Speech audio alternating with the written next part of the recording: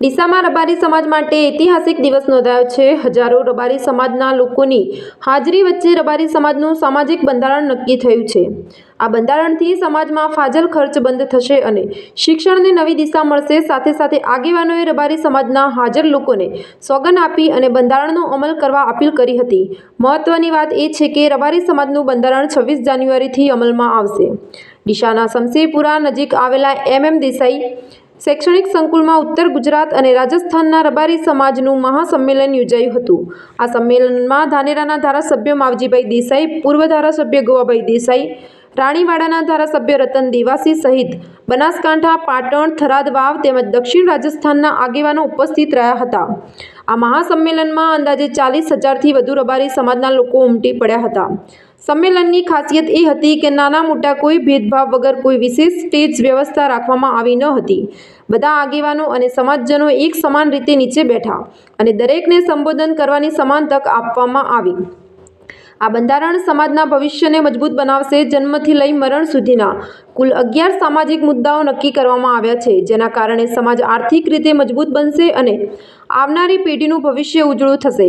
આ બંધારણથી ખોટા ખર્ચાઓ પર રોક લાગશે, સમાજનો કિંમતી સમય બચશે। આ મહાસંમેલનમાં મોટી સંખ્યામાં મહિલાઓ પણ ઉપસ્થિત રહી હતી। વિશાળ સામિયાણું, સુવ્યવસ્થિત પાર્કિંગ અને ભોજન વ્યવસ્થા કરવામાં આવી હતી। આ સંમેલનમાં હાજર તમામ સમાજના લોકોએ બંધારણના પાલન માટે એક સાથે શપથ લીધા હતા। આ સાથે બનાસકાંઠા જિલ્લાના દરેક તાલુકા મથકે રબારી સમાજના શૈક્ષણિક સંકુલ બનાવવા માટે દરેક તાલુકામાં 11 લાખ રૂપિયાનું દાન જાહેર કરવામાં આવ્યું હતું। આ રીતે રબારી સમાજે સામાજિક એકતા, સાદગી અને શિક્ષણને કેન્દ્રમાં રાખી ઇતિહાસમાં નોંધાયું એવું બંધારણ ઘડ્યું છે।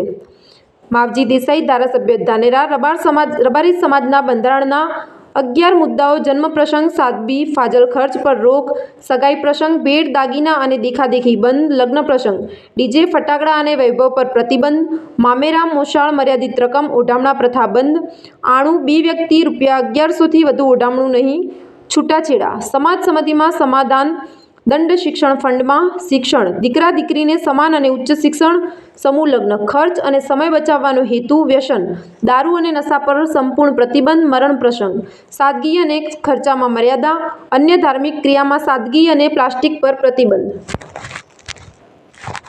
કે જે પ્રકારનો લોકોનો ઉત્સાહ, આગેવાનો, પંચો, સૌ રાજકીય, ધાર્મિક અને સામાજિક આગેવાનોનો જે પ્રકારનો ઉત્સાહ છે, એ જોતો અમને પૂર્ણ ભરોસો છે કે રબારી સમાજ ખૂબ ચુસ્તપણે આનું પાલન કરશે। ઓકે સાહેબ, તાલુકા શૈક્ષણિક સંકુલ બને એના માટે આપણે 11 લાખની જાહેરાત પણ કરી છે। રબારી સમાજનું બંધારણ અને રિવાજો બદલવા પાછળનું જો મુખ્ય કારણ હોય તો રબારી સમાજ શિક્ષણની અંદર ખૂબ સમયથી પછાત રહ્યો અને એમાં બનાસકાંઠા નવાબી શાસનના કારણે શિક્ષણની અંદર પછાત રહ્યું।